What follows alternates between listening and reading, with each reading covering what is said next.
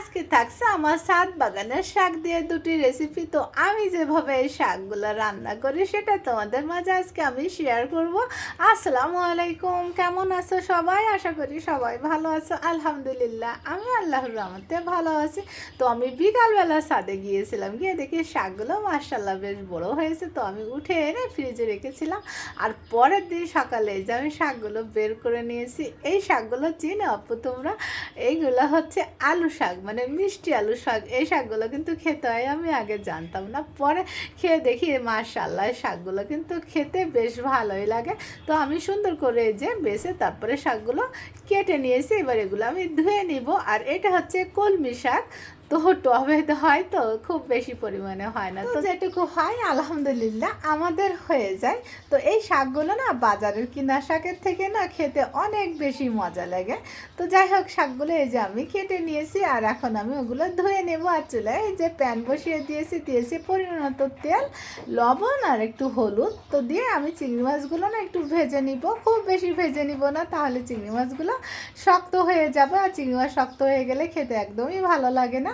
তো এই যে ভাজা হয়ে গেলে আমি উঠিয়ে রাখছি, আর এই তেলেই কিন্তু আমি রান্নাটা করব। তো আমি এখানে পেঁয়াজ কুচি দিয়েছি, হাফ কাপের মতো দিয়েছি, কাঁচামরিচ ফালি আর স্বাদ বুঝে লবণ দিয়ে একটু হালকা ভেজে নিয়েছি।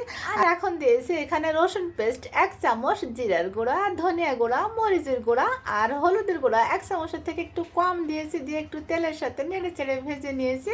নিয়ে হাফ কাপের মতো পানি দিয়েছি। দিয়ে আমি এখানে দুটো মিডিয়াম সাইজের আলু না কেটে ধুয়ে নিয়েছিলাম, সেটা দিয়ে আমি নেড়ে চেড়ে মিশিয়ে তারপর এটাকে কষাতে দিয়েছি, যাতে করে আলুটাও সুন্দরভাবে সিদ্ধ হয়ে যায়, মশলাটাও সুন্দরভাবে কষানো হয়ে যায়। আর এদিকে চলে আমি আরেকটা প্যান বসিয়ে দিয়েছি, পরিমাণ মতো তেল, রসুন কুচি, পেঁয়াজ কুচি, কাঁচামরিচ ফালি আর স্বাদ বুঝে লবণ দিয়েছি। দিয়ে আমি সুন্দর করে একটু নেড়ে চেড়ে ভেজে নিয়েছি। যখন হালকা ব্রাউন কালার চলে আসছে, তখন আমি এখানে দিয়েছি চিংড়ি মাছ আর সামান্য পরিমাণে হলুদ।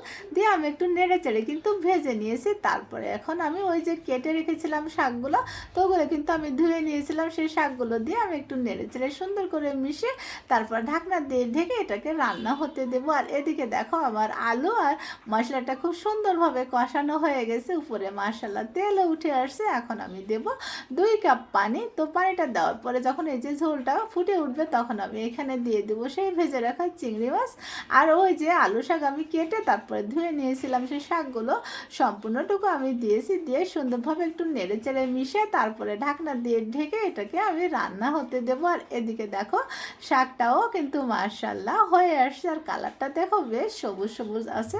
তো শাকে যদি হলুদটা কম দেওয়া হয় না, আমার মনে হয় কালারটা বেশ সবুজ সবুজ থাকে। আর এই শাকগুলো না রান্না করতে বেশি সময় লাগে না, খুব দ্রুত রান্না হয়ে যায়। তো এই যে আমি নামিয়ে নিয়েছি। আর এদিকে আমার আলু শাকের তরকারিটাও কিন্তু হয়ে আসছে প্রায়।